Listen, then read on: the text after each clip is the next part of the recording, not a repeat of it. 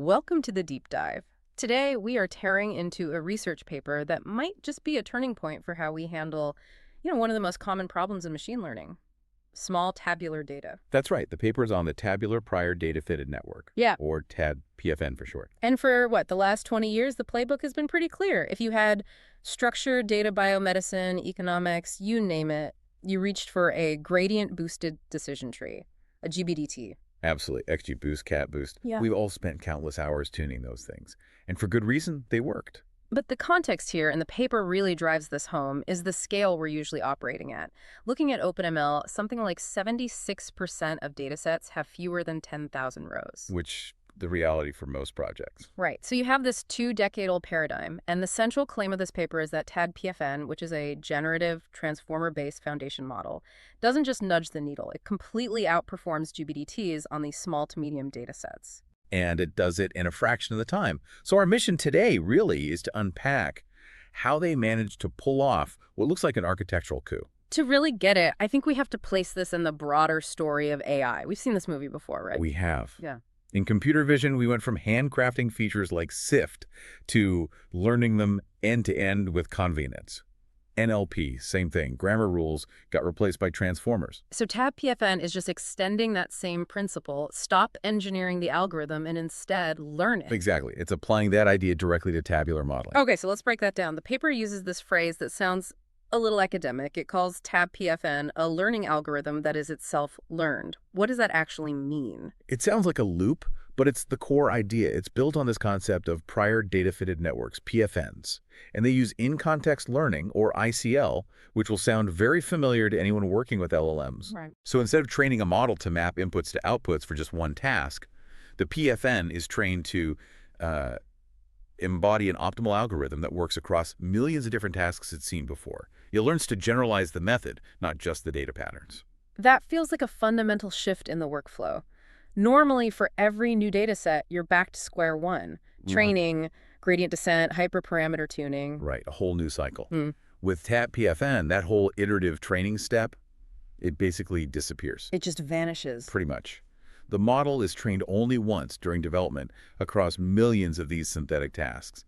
So when you get a new unseen data set, you just feed the whole thing in training data and test data, and it performs training and prediction in one shot. In a single forward pass of the network. A single forward pass. That's the real trick. So replacing hours of tuning with one computation, what is that pass actually doing? What is it approximating? It's approximating the Bayesian prediction. It's drawing on this massive prior. It learned from all that synthetic data. So instead of learning from scratch, it looks at your data set and essentially says, I've seen problems that look like this before. The best algorithm for this structure is X, and here are the predictions. So it's pattern matching the problem itself, not just the data. You could think of it like that. It approximates the posterior predictive distribution just instantaneously. Okay, a conceptual leap like that needs a new architecture. Transformers are built for 1D sequences. A table is 2D. That's always been a difficult marriage. It has. You have to respect the rows and columns are different things, but you also need permutation and variance. The order you feed the data in shouldn't matter. So how do they solve that? Well, the architecture is a clever adaptation of a standard transformer encoder. The first key idea is that it gives every single cell in the table its own unique representation. Every cell, not just rows or columns. Every cell. And then it uses what they call a two-way attention mechanism. It's brilliant. Okay, tell me more. Each cell representation attends in two directions at once. First, it attends to all the other features in its own row. That's the 1D feature attention. It learns, how feature A relates to B for that specific sample. Got it. Sample context. Exactly. And then at the same time, it attends to the same feature across its entire column. That's the 1D sample attention.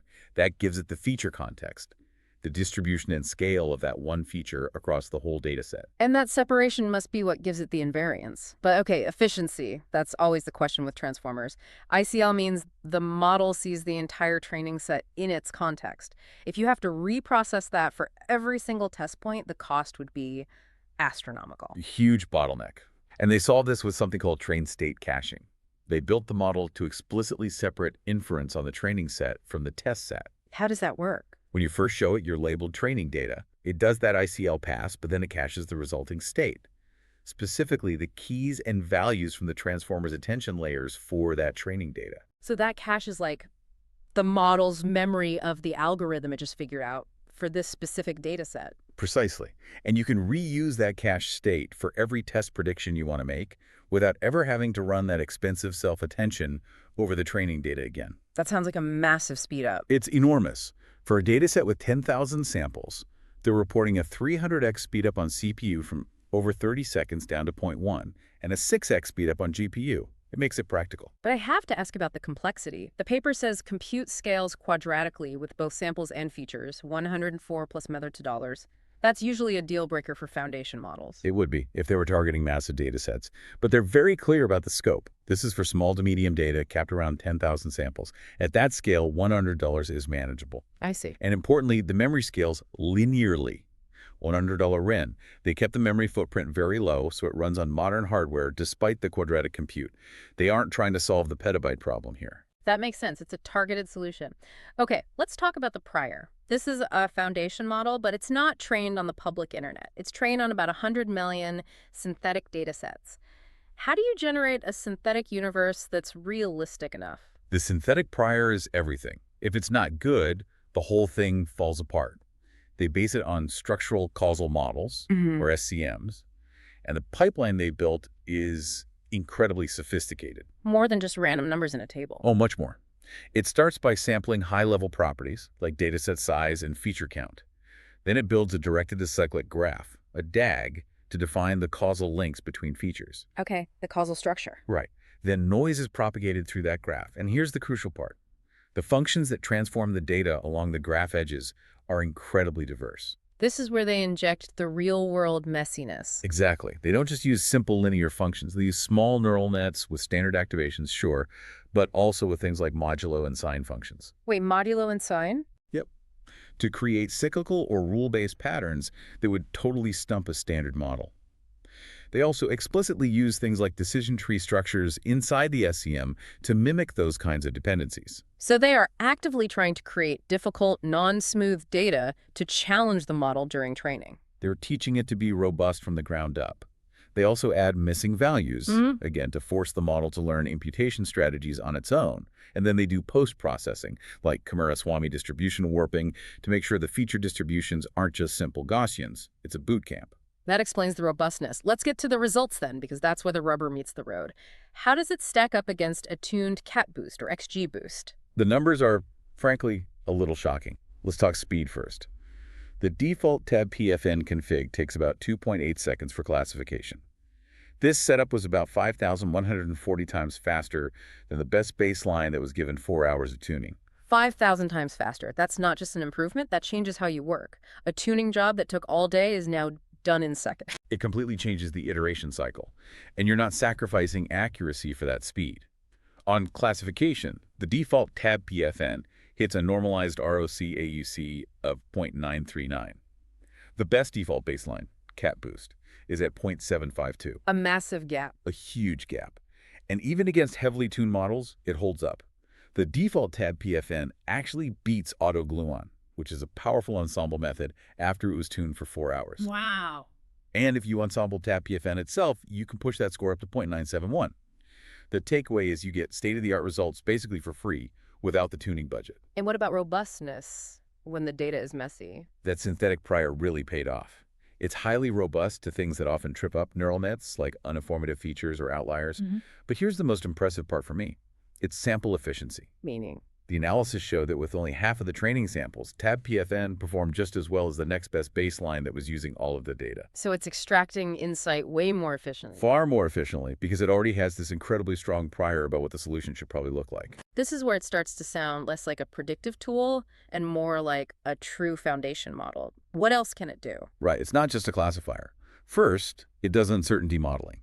For regression, it doesn't just give you a single number, it gives you a whole probability distribution for the target. Which is critical for any high-stakes application. Absolutely.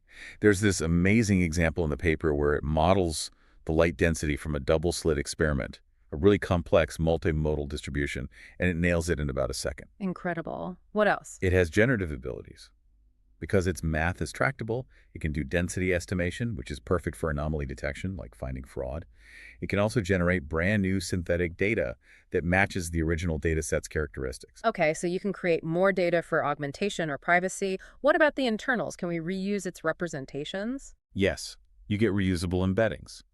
The final layer representations are meaningful feature embeddings you can use for downstream tasks like clustering. And because it's a neural network, you can do fine-tuning. You can fine-tune it on related datasets to transfer knowledge, even if the label distributions are really different. And the final piece of the puzzle, interpretability. Can we understand what this black box is doing? We can.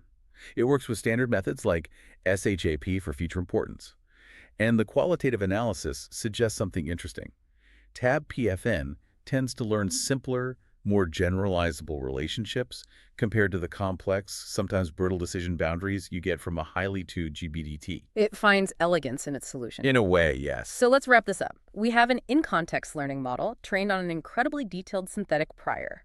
It's discovered on its own a new algorithm for tabular data that breaks a 20-year dominance of tree-based methods for the most common data sizes. It really is a paradigm shift. But we have to be fair and mention the limitations they bring up in the paper. The raw inference speed for a single prediction can still be slower than a highly optimized model like CatBoost in real-time settings. And while memory scales well, it's still limited to that 10,000 sample 500 feature range for now. So it's not a silver bullet for every problem, but a massive step forward for a huge class of them. Exactly. Which brings me to a final thought for our listeners. The success here came from meticulously engineering a synthetic prior using SCMs.